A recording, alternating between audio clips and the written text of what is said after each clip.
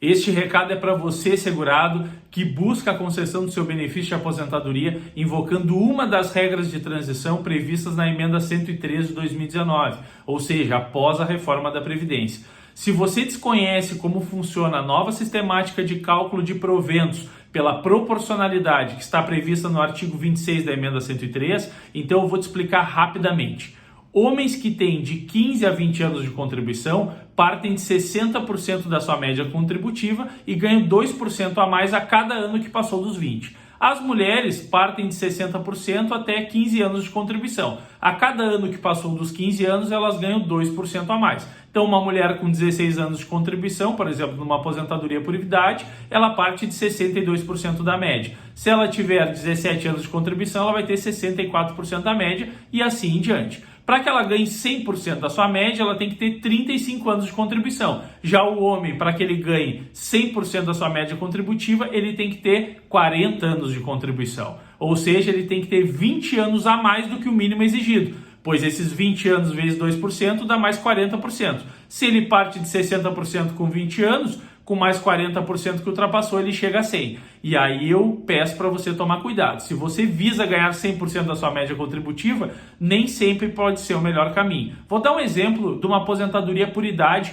de um homem que tenha 65 anos de idade e 40 anos de contribuição. Veja como ele pode estar totalmente equivocado ao requerer 100% da média contributiva. Olha comigo aqui. Se ele tiver então de 15 a 20 anos de contribuição, ele parte de 60%. A cada ano que passou dos 20, ele ganha 2% a mais. E assim, eu saltei alguns anos aqui, mas coloquei 4 principais fatores. Com 15 anos, com 30 anos, com 35 anos de contribuição e com 40 anos de contribuição. Logo, se ele tem 15 anos de contribuição, ele tem 60% da sua média. Ou seja, ele conseguiu descartar mais salários de contribuição. Se ele tinha 40 anos de contribuição no total e ele deixou só 15 anos, ele descartou 240 salários que estavam prejudicando a sua média contributiva. Se ele tinha 30 anos de contribuição, ele descartou 10 anos. Então ele descartou 120 salários menores que estavam prejudicando a sua média contributiva.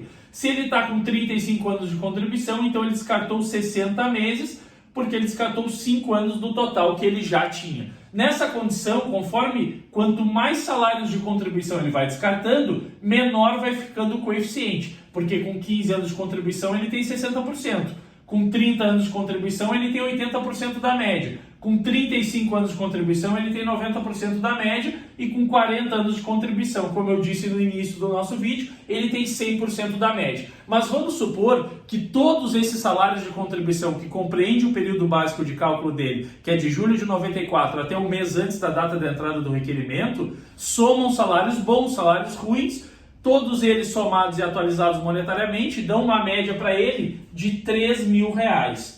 Ou seja, se ele não excluir nenhum salário de contribuição e utilizar os 40 anos de contribuição que ele tem, ele vai perceber uma média de 100%, ou seja, o coeficiente dele será 100% da sua média contributiva, que é o salário de benefício, logo a renda mensal inicial do benefício será R$3.000. Agora, se ele descartar aqui 60 meses, ele já começa a melhorar a média dele, porque ele já tirou 60 menores salários de contribuição e fez a média só dos outros salários que restaram. Então ele já aumentou a média para 3.500, mas diminuiu o coeficiente. Ou seja, ele não está ganhando mais 100% da média. Agora ele tem uma média de 3.500, mas um coeficiente menor de 90%.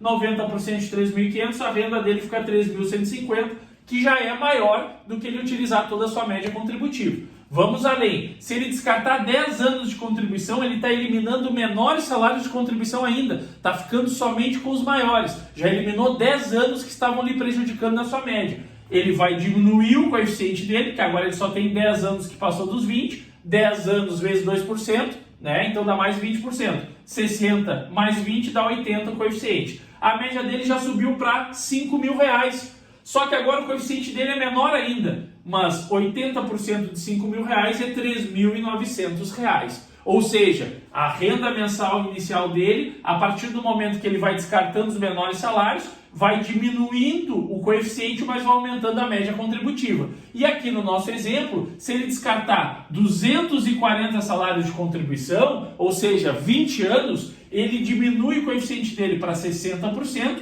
mas aumenta a média dele para R$7.000, pois ele pegou somente os 180 maiores salários de contribuição. Utilizando somente os 180 maiores salários, ele conseguiu elevar a média dele para R$7.000. Só que agora ele está com o menor coeficiente, mas 60% de R$7.000 é 4.200. Então veja, vocês preferem receber 100% de R$3.000 de renda de aposentadoria ou ganhar 60% de R$7.000, que a renda ficaria 4.200?